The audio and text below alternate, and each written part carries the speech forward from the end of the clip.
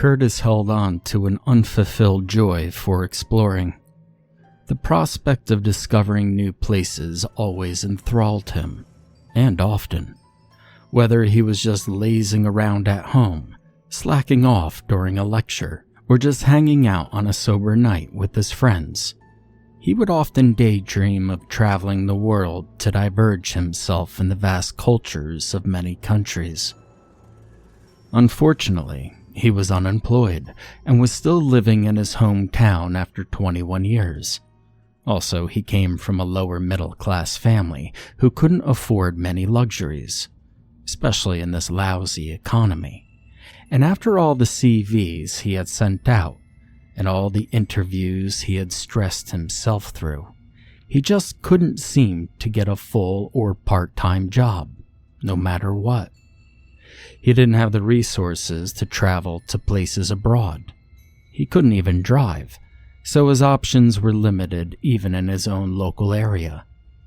His impatience and unrest to break free from the small town to explore the world was rapidly beginning to catch up with him. So he did his best to satisfy this need by walking the dog every day. He would go to pathways and nature walks he had never walked before, explore forests and lakes that were well out beyond civilization's way, and climb up steep hills in the countryside and gaze around at square miles of fields, forests, and hills. If he was walking the dog through his local neighborhood, he would even go into housing estates he had never been to before, just for a change of scenery, to see what the houses there looked like. He even had a peculiar habit of estimating the demographics of estates he visited, based on the type of houses they lived in and the cars they drove. Today he decided he would walk the dog by a nearby pond. Recently, he had been frequently going to a forest a few miles out. He hadn't walked the dog by that lake for around a fortnight now. The surroundings of the forest were starting to become all too familiar to him, and seeing as spring had just arrived, the scenery would not be changing anytime soon. The thirst for a change of scenery was really beginning to tickle his throat. So he grabbed the leash, strapped it on to Sylvester, who heard the sounds of the leash being removed from the drawer, and in his usual response ran eccentrically into the kitchen. And they headed out to the nearby pond on an unusually scorching April afternoon. He walked by the row of identical houses that he lived on, imagining taking breathtaking pictures of giant castles in Germany. After that, he walked through tufts of grass and straws of chickweed at the rusty abandoned railway road, dreaming of drinking bourbon in a red barn with people he just met in one of the rural states of the USA. Finally, before he crossed the road to the park where the pond was, he envisioned touring through the southern French countryside, embracing the sweet smells of France's wine country. He envisioned relaxing to the sound of oars splashing the water, while slowly sailing through the rippling canals of Venice. And he envisioned gazing up at the empowering pyramids of ancient Egypt, with the desert sun roasting his milk-pale skin and bleaching his brown curly hair. When he reached the lake, it only made him depressed that he would most likely not be visiting these countries anytime soon, and frustrated at the fact that after all the painstaking job searching he had done, he was still unemployed and lacked the resources to satisfy his travel-hungry mind. Trying to ignore his annoyance and to just enjoy the beautiful sunny day, he approached the section of the path which started down a short but steep hill, and which diverged into a left path and a right path in the shape of a bident. From here he could gaze at the rippling pond, sapphire in the flourishing sun, at the flat plains which surrounded it, deceivingly emerald on this bright April, and at the fancy new private hospital which had only been recently built. Looking at the colorful, sharp design of the hospital, his attention caught the entrance to a small housing estate which was located right beside it. It was not that Curtis had never noticed this housing estate before. He had just never thought to journey into it. Walking by it all these months, he had only noticed two things about it. He had always seen its large green area just past the entrance, which had a single sycamore tree sprouting out from the middle, and the center road, which all other lanes in the estate emerged from like branches from that tree. The main road of the estate also had been a hill, although its steepness had been rather more subtle than the sharp drop of the hill which he was standing on right now. Curtis wondered whether the houses all looked different, or if they all looked the same. Perhaps there were sections to this estate where the houses all looked the same in their own individual section, but the design of these housing sections were all unique. He wondered what brand of cars the neighborhood in general owned, what their gardens looked like, and perhaps he could get to glance into the inside of their houses. Gathering all this information, he could try to guess what kind of people lived in this estate. He yanked Sylvester's leash and trotted down the left path of the steep hill. He crossed the small stone bridge over one of the streams which fed into the pond, took the path around the large circular plain surrounding the pond, and started walking on the footpath beside the road. He continued walking until he was directly opposite of the entrance, waited for the two oncoming cars on either side of the road to pass, and jogged quickly across the road when the second car had driven by. Imitating Curtis, Sylvester sprinted ahead of him in a sudden burst of excitement. Walburton Park was etched into a sparkling light gray boulder in all capitals, which sat on a small patch of grass on the corner of the road. There were 3 houses on either side of the road at the entrance, and all 6 of them were small, white, 2-story houses. After the houses was a crossroads. Down both the left turn and the right turn, there were 7 medium-sized, 2-story red brick houses on either side of the streets, totaling 34 houses at the entrance. The road continued to a T-junction at the very back of the estate, and there, the right street was about equal length to the 2 streets at the entrance, and the left street was much longer than the rest of them. The houses on both of these streets were nearly twice as big as the houses at the entrance. All houses were on one side, while the other side was a field separated by a line of old, large oak trees. They all had 2 main parts to them. One part was a white 2-story, while the other was a brown dormer bungalow. There were 4 of these houses on that right street, and another 10 down on the left street. Before that, there were 2 green areas between the crossroads and the houses at the T-junction. One was the clean-kept, well-maintained green area, with a large sycamore tree spurting out from the middle that Curtis had always seen, whereas the other was a shaggy, overgrown green area with a swing set and a slide, surrounded by 3 gray concrete walls. Curtis had never noticed this area before, despite all the times he had walked by this estate. While Curtis was walking down the street observing the 10 large white and brown houses, something odd occurred to him. As nice as this estate was, it was eerily quiet, and from what he had seen so far, was totally deserted. Of course, there is nothing wrong with these quiet estates. In fact, if Curtis had noticed groups of hyper children playing around here, he would more likely have shied away from coming here in the first place. However, Curtis had not seen a single soul. No children out playing around the sycamore tree or on the swings, No middle-aged people sitting on their sofas watching television, or even any senior citizens out gardening, basking in the glorious sunshine.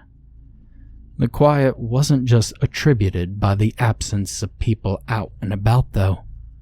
Curtis couldn't even hear any cars driving on the main road he had crossed to get here, or on the road which he knew was beyond the fields and rows of tall oak trees.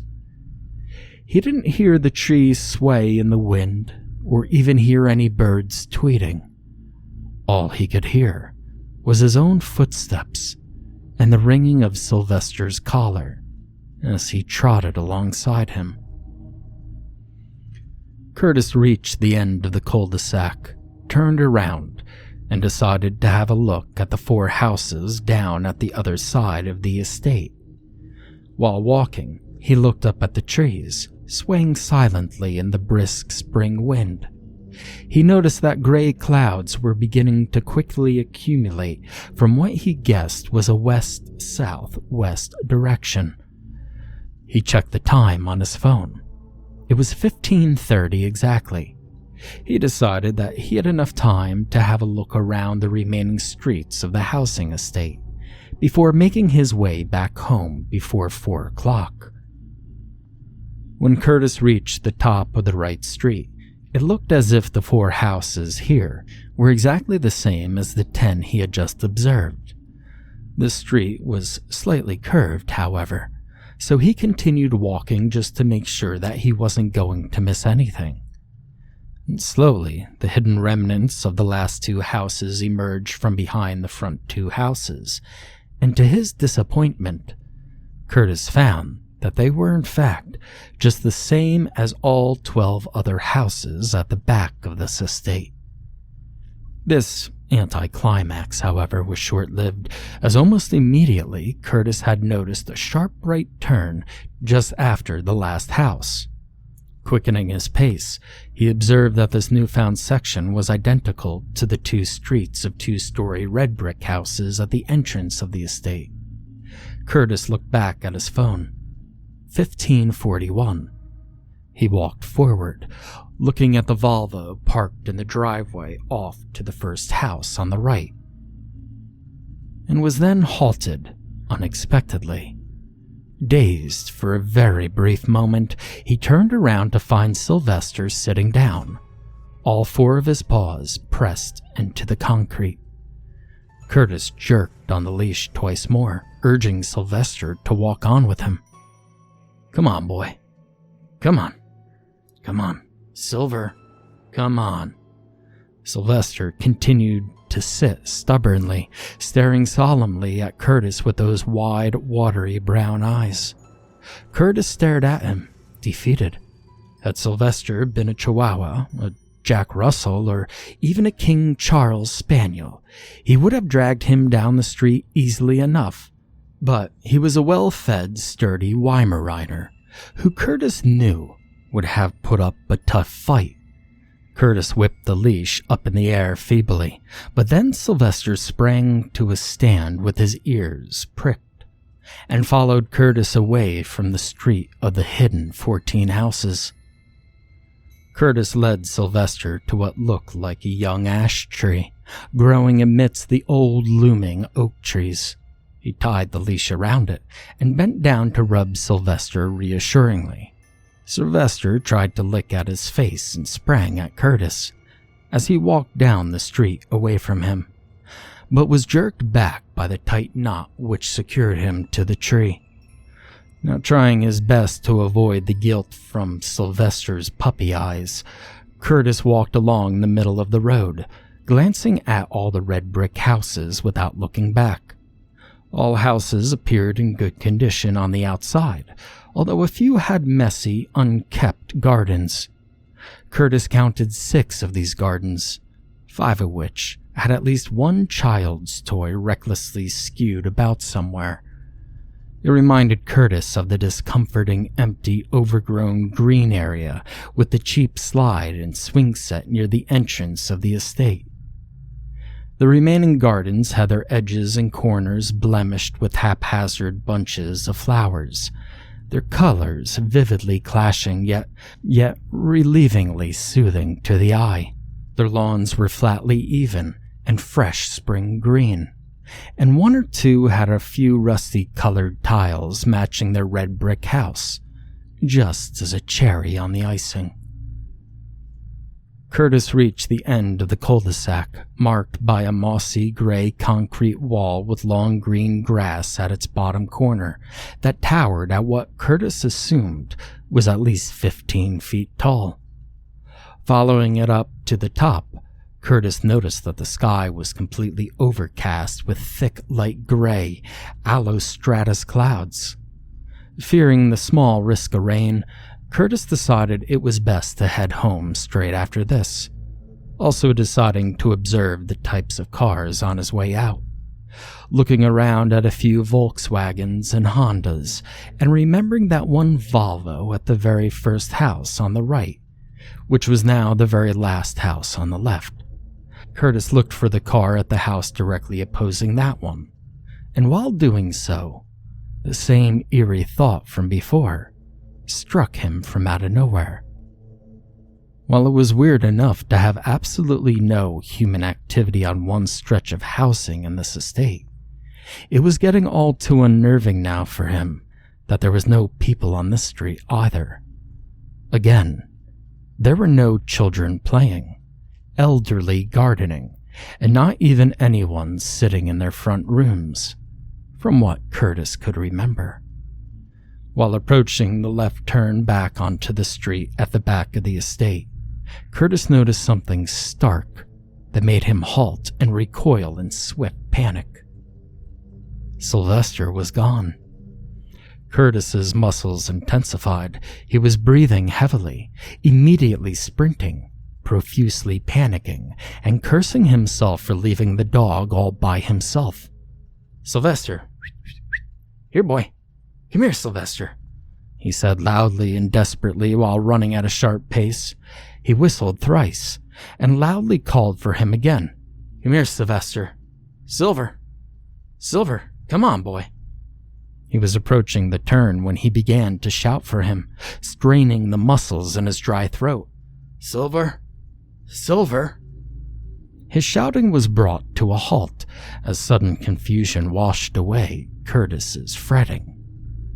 He should have been running on the road between oak trees and the large brown and white houses. However, unease was tingling down Kurt's spine. As he looked around at the red brick houses, standing only a few feet away from the tall, mossy gray concrete wall which marked the end of the street he had just turned away from. Curtis was anxious, wondering how he had just unexpectedly hallucinated or daydreamed that whole fiasco. But as he looked back up at the top of the street, Curtis saw once more that Sylvester was nowhere to be found. Curtis sprinted again, his thoughts a little more collected and his worries pushed aside briefly. As he approached the turn for the second time, Curtis noticed that the leash was also missing, signaling to him that someone had found Sylvester and took. He looked around at the red brick house, standing only a few feet away from the tall, mossy gray concrete wall, which marked the end of the street he had just turned away from. Curtis was frightened. He had definitely not hallucinated that. If I had, why would I be panting so much? He thought to himself. He sprinted once more, faster than the previous 2 times. He was fatigued, but he kept himself motivated by that thrive to break free from the seemingly infinite maze. He was thinking to himself again, perhaps if I just tried a glimpse at the white paint of the house around the... He looked around the red brick houses, standing only a few feet away from the tall, mossy gray concrete wall, which marked the end of the street he had just turned away from. He was dreaming. He trembled fiercely and glanced around frantically, feeling like he was going to go blind if he stared at one thing for more than 3 seconds. His energy was absent from all the running, but he kept walking, doing so rapidly while swirling his vision around in circles, his only motivation, fear and despair. The ash tree that Sylvester was tied to jumped back and lurched toward him every few seconds, like his rapidly beating pulse. His shaky legs attempted to pick up a jog once more, trying to glimpse for one of the white houses again. He peered intensely through any gaps, blotches appearing quickly in his central vision while his outer vision blurred. When he couldn't find even a hint of white housing in any gap anywhere on the street, Curtis clutched his head into his hand, flailing his legs into a chaotic run towards the left turn, only hanging on to a thread of hope. He looked around the red brick houses, standing only a few feet away from the tall, mossy gray concrete wall, which marked the end of the street he had just turned away from. Curtis, defeated, lay down on the cold concrete in the shape of a fetus, burying his face into the warm, dark depths of his palms. His emotions latent on his pale, blank face, apart from the wordless tears which gushed from his hazel eyes.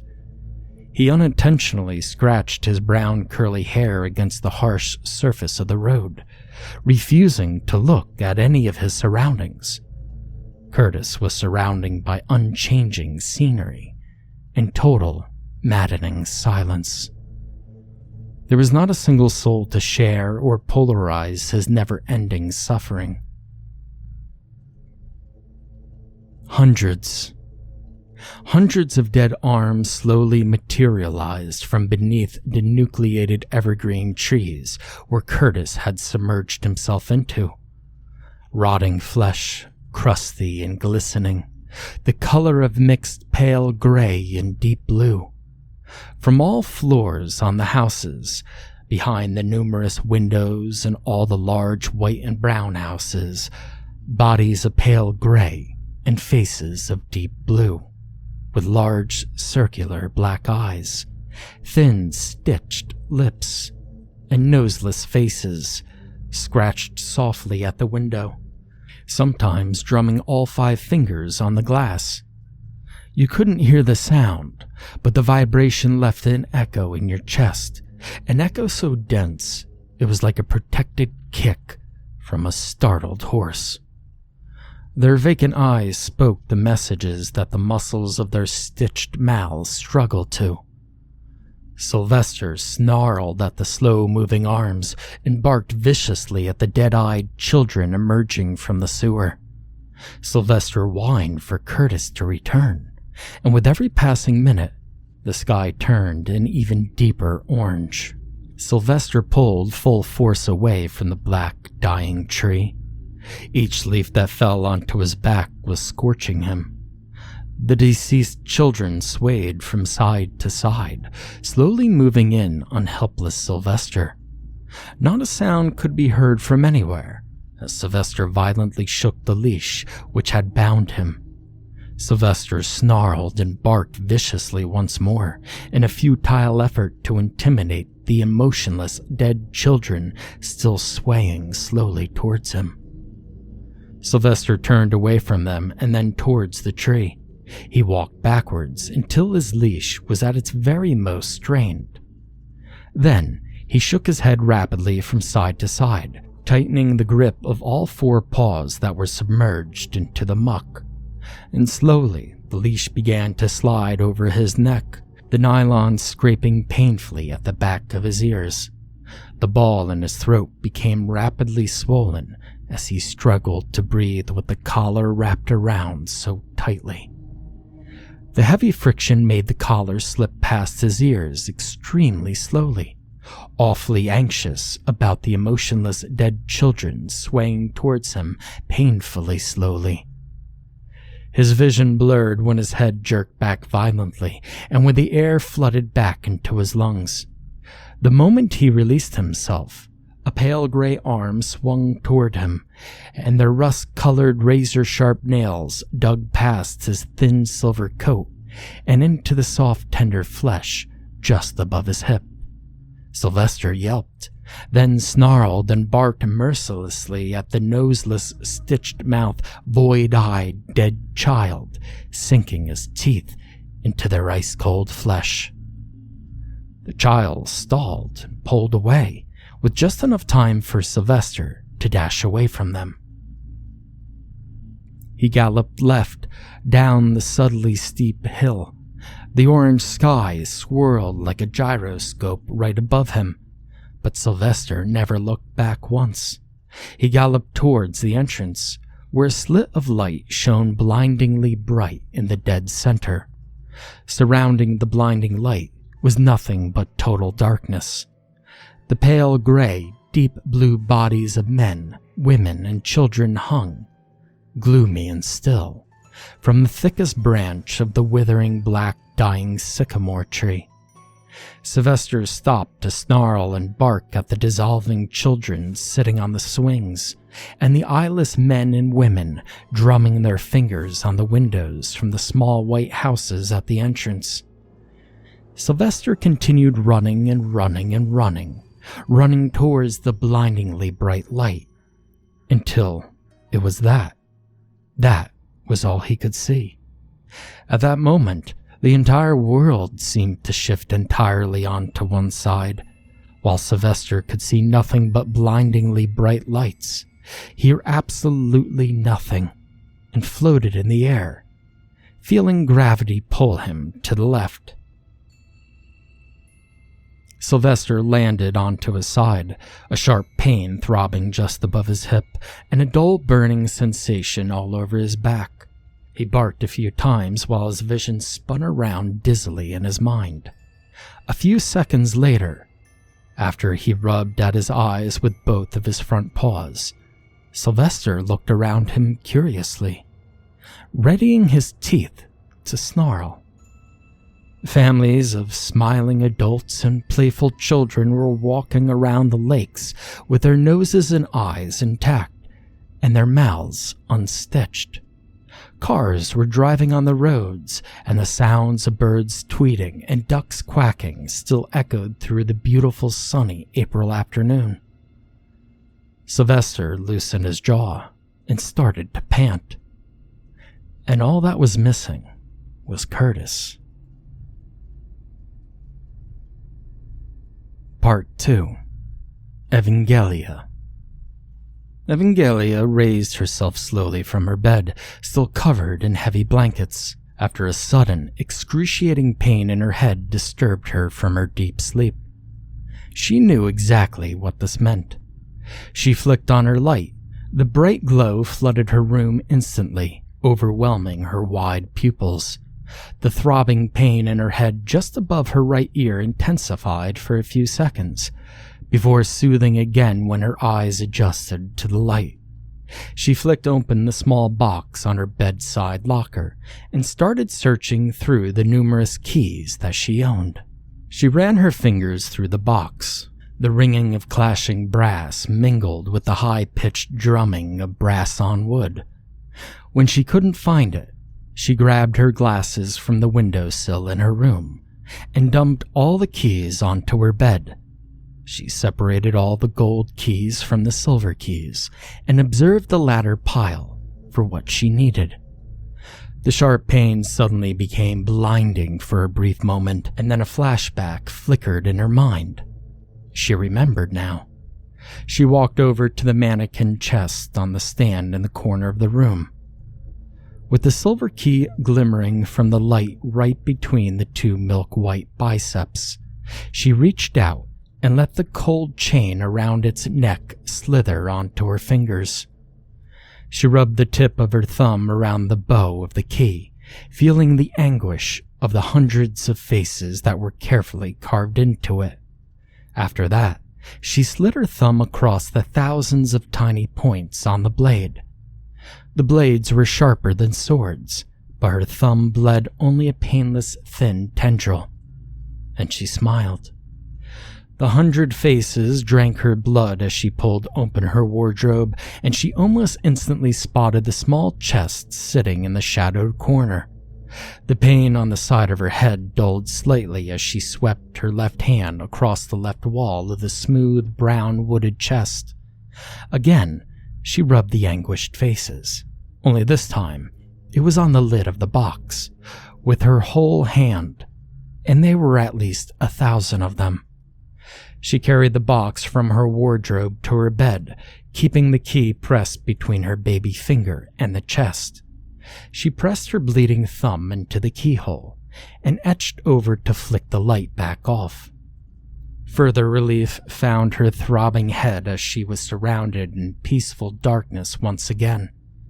She edged back to the bed, crawling like a crab, and grabbed the key with her left hand.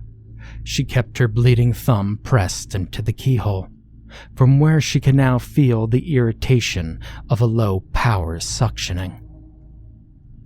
Slowly she slid the key into the keyhole, gradually taking her thumb away as the ice-cold brass slid against her soft, pale skin. She stretched out her entire left hand until it was strained, and sprawled it out on the lid of the box. The key turned easily as usual, and was followed by the sound of a little metal click, echoing the small empty box like it was a long, empty hallway. She opened the box. Gazing into the black, empty chest, the pain on the side of her head worsened once more. The pain then spread to her temple and through the back of her head, and continued through her forehead and up her vertex, like sharp, twisting roots of a tree growing expeditiously into the wrinkles of her brain. She had tried her very best to keep still, but after all the times she had gone through this ritual, she had continuously failed to do so, because she was unaware that she kept slowly swaying her head from side to side, trying to keep herself from collapsing. Sweat bulged from every pore on her forehead and slowly trickled down her face, like the blood of Jesus Christ with the crown of thorns on his head. Her throat became desert dry, and a queasy ball started heating up in the pit of her stomach. She could feel the room swirl around her, and she felt like a small speck of dust uncontrollably but slowly drifting through a wide void. With her last ounce of remaining strength, she managed to control her inevitable loss of consciousness by sitting on the bed. Sweat still dripped from her forehead like a waterfall and gathered in her hair like a mop. She felt like she was fully clothed in a sauna. She lay down, and her eyes gently rolled into the back of her head, before her whole body suddenly erupted into a violent seizure. Flailing about uncontrollably, now unaware of her concerning state, her sickness faded away, and her pain began to numb. Her whole body soothingly flew through a colorless, endless tunnel. Her only sense was touch. Sometimes the portal to the other world felt like morphine to her. He could have been curled up in that fetal position for hours, days, weeks, or even months. It could have been any length of time. It could have been any length of time, but Curtis just didn't care. With his head buried into his palms, all that surrounded him was black. That was perfect. A blank canvas. Sometimes he would see those floating patches of colors. Those were even better. He could turn them into anything he wanted, and do whatever he pleased with whatever he had turned them into. He could imagine anything he wanted to. He could travel to any place he wanted to go, and be friends with whomever he pleased to be friends with. If happiness would ever find him again, this was the only place it would search. Curtis thought of it as a bubble. Everything outside of the bubble was simply hell, as far as he was concerned. Curtis was certain of this. Back home, he thought that being stuck in the same town for years with no escape in near sight was soul-crushing, but this he could not even bear witness to. it was time for a change of scenery. Curtis removed his buried head out from his palms and looked around him. Expectedly, he winced at the sight that nothing had changed at all. Not even a little bit. He looked around again. The weather hadn't even changed. He wasn't hungry, thirsty, and he had physically felt the same way as he had the day he had become trapped here. If it even was the same day. If the weather could stay the same for hours upon hours on end, who knows what sort of bungled time pattern this place had. Curtis slowly got to his feet, his legs shaking like hanging drying clothes fluttering in a strong breeze. A reoccurring thought plagued him as he straightened his stance. He looked around at the red brick houses, standing only a few feet away from the tall, mossy, gray concrete wall which marked the end of the street he had just turned away from. Anxiety swept over Curtis. Old habits returned anew, and he moved his eyes about rapidly, glancing around so as to not glimpse at the same thing twice. Curtis controlled himself and staggered unusually quickly toward the nearest red brick house to his left. He stumbled between the silver Toyota Yaris and the well-kept, healthy front garden. Curtis gazed through the sitting room window, still desolate like all the other houses on the street. Curtis placed his hand on the cold plastic door handle, and what was like the first bit of glimmering happiness that he had ever felt in his whole miserable life. It was unlocked. He entered the house.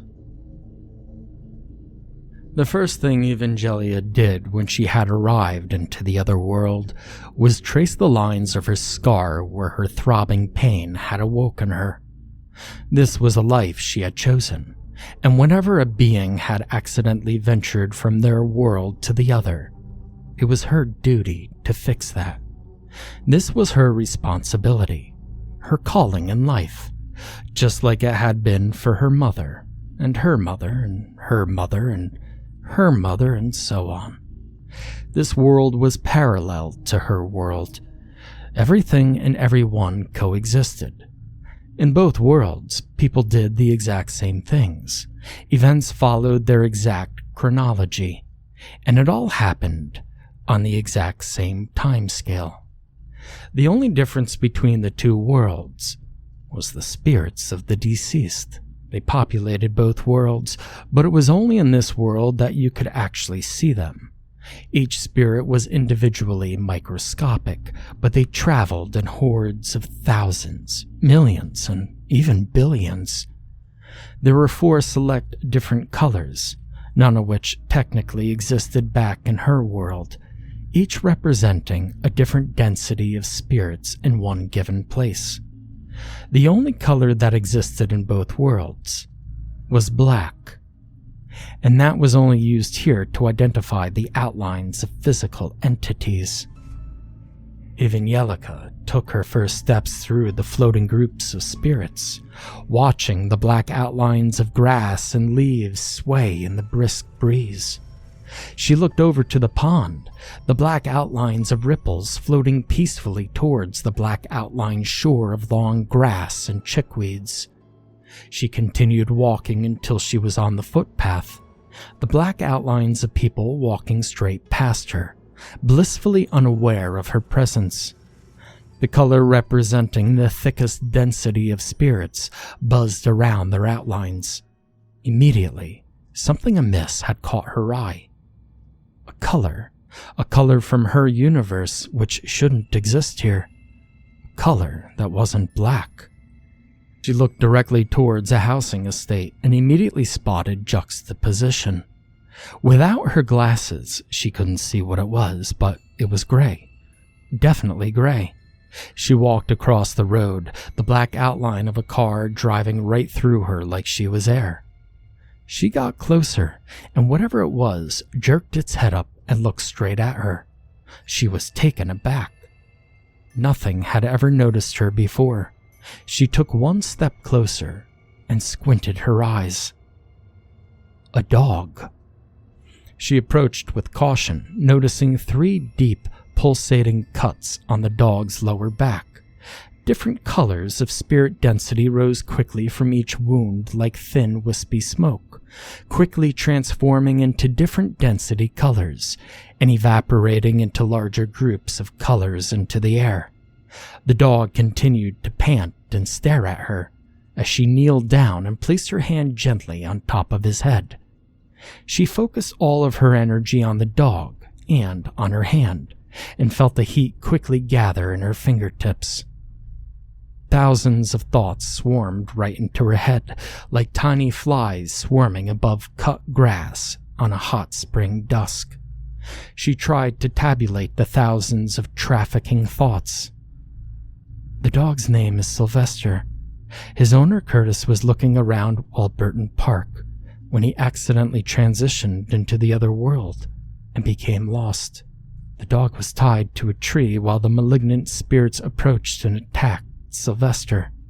He escaped, and he's the only existing entity that could see me in this world. Curtis called Sylvester Silver for short, and Sylvester doesn't know where Curtis has gone. Sylvester doesn't know who or what attacked him, and Sylvester doesn't know who I am. She took her hand away, closing her eyes tightly as the throbbing pain returned to her scar once more. She looked at the dog again, who was now sitting down, but was still looking up at her and panting. She smiled at him as he continued panting. She whistled at Sylvester, and to her joy, he followed her into Walburton Park.